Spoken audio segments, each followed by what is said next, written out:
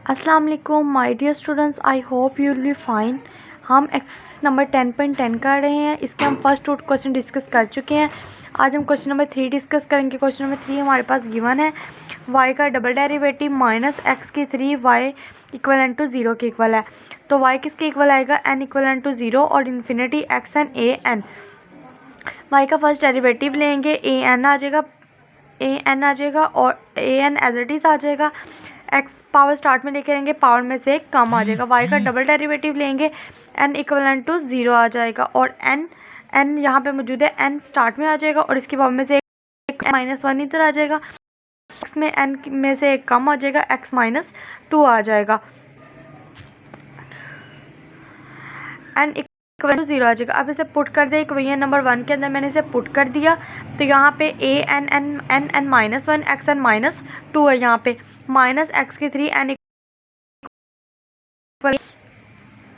तो यहाँ पे n -2 है मेरे पास और ये मेरे पास सेकंड डेरिवेटिव है। मैंने आपको कहा था आप चाहो तो यहाँ पे 0 ना लिखो, डायरेक्ट 2 ही लिख लो। अगर आप डायरेक्ट 2 ही लिख लोगे तो आपको ये होगा कि आपको यहाँ पे 0 और 1 पुट करने की ज़रूरत भी नहीं पड़ेगी।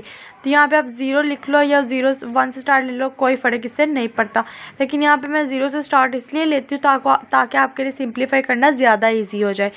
तो मैंने यहाँ पे 0 ले लिया। ये x की 3 थी, इसको उधर लेके गए तो n+3 हो जाएगा। यहाँ पे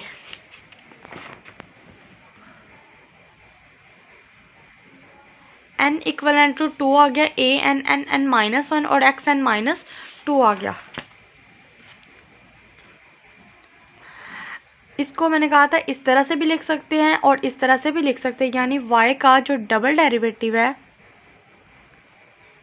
उसको आप इस तरह से भी लिख सकते हैं, n equal to 2 infinity a n -1 और x n -2।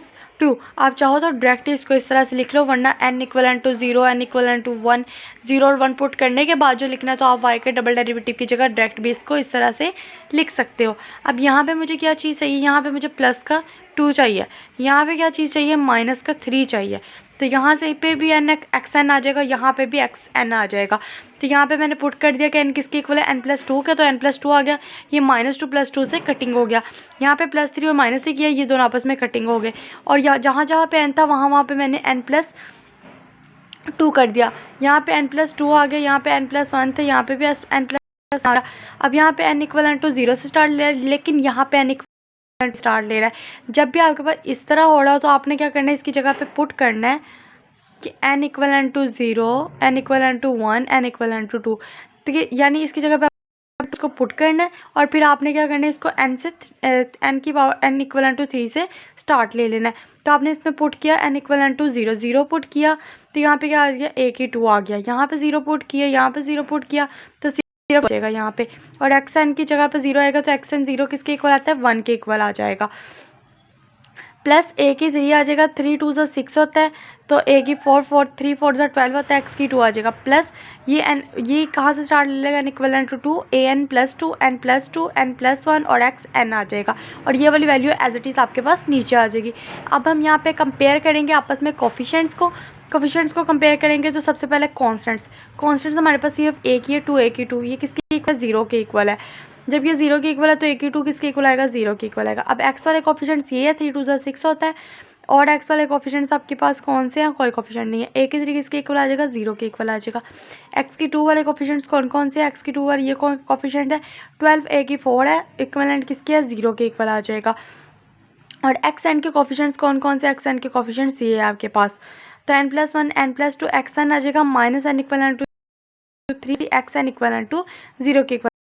अब यहाँ पे आपने पुट किस तरह से वैल्यूज़ करनी है ये मैं आपको बता देती हूँ कि ये देखें, n इक्वल टू n किसके n क्या ग्रेटर देन इक्वल टू 3, क्योंकि ये कहाँ से स्टार्ट हो रहा था, 3 से।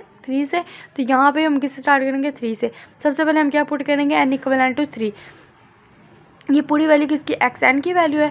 तो ये हमारे पास ये चीज़ आ गई। इसको आप किसी चीज़ का नाम भी दे सकते हैं कि ये a है। पुट n इक्वल टू 3 किस में पुट करना है, a में पुट करना है। 3 पुट करेंगे तो 3 + 2 5 आ जाएगा, 3 + 1 4 आ जाएगा, 4 5 20 आ जाएगा यहाँ पे आपके पास। माइनस यहाँ पे क्या आएगा, 3 3 - 3 a 0 आ जाएगा और a 0 आ गया, 1/20 a 0 आ गया। नेक्स्ट n इक्वलेंट टू 4 6 5 ज़ा 30 आ गया। A6 minus A1 equivalent to 0 आ जाएगा। A6 इधर रहने से 30 को इधर 1/30 A1 आ जाएगा। यहाँ पे भी हमारे पास n इक्वलेंट टू 5 है यहाँ पे हमारे पास, तो n इक्वलेंट टू 5 इसको आप इस तरह से भी लिख सकते हो, मतलब कि जिस तरह से लिखा हुआ उस तरह से भी लिख सकते हो और इस तरह से भी लिख सकते हो, कोई फ़र्क नहीं पड़ता। 6 7 ज़ा 42 ने और माइनस A की 2 किसके 0 के, ये 42 को इधर लेके आएंगे,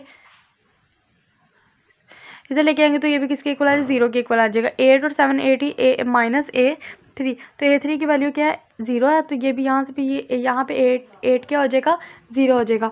और ये आपके पास सीरीज़ है, क्या सीरीज़ है आपके पास, y किसके इक्वल है A0 plus A1x plus A2x की 2 प्लस A3 x की 3 प्लस A4 x की 4 है। A0 आपके पास एज इट इज़ आ गया प्लस A1x A2x, A की 2 की क्या वैल्यू है 0 वैल्यू है, A की 3 की क्या वैल्यू 0 वैल्यू है, A की 4 की क्या वैल्यू 0 वैल्यू है, A की 5 की क्या वैल्यू है 1/4.5 यानी 4 5 20 भी लिख सकते हैं, इस तरह से भी लिख सकते हैं। और इसमें से A0 वाली वैल्यू एक तरफ कर लें, कौन कौन से, ये भी A0 वाली वैल्यू है और ये भी A0 वाली वैल्यू है और ये भी A0 वाली वैल्यू, ये सारी आपने एक तरफ कर ली और A1 वाली वैल्यू सारी आपने एक तरफ कर ली। आप चाहो तो इसको इस तरह से भी लिख सकते हो, चाहो तो इसको थोड़ा सिंप्लीफाई करके लिख सकते हो, या आपस में मल्टीप्लाई करके लिखना है 4 5 20 उस तरह से भी लिख सकते हो, जिस तरह मर्जी लिख लो, आपके क्वेश्चन पे कोई फ़र्क नहीं पड़ता और आपका रिजल्ट बिल्कुल ठीक आएगा। उम्मीद है बच्चों आपको ये लेक्चर समझ होगा।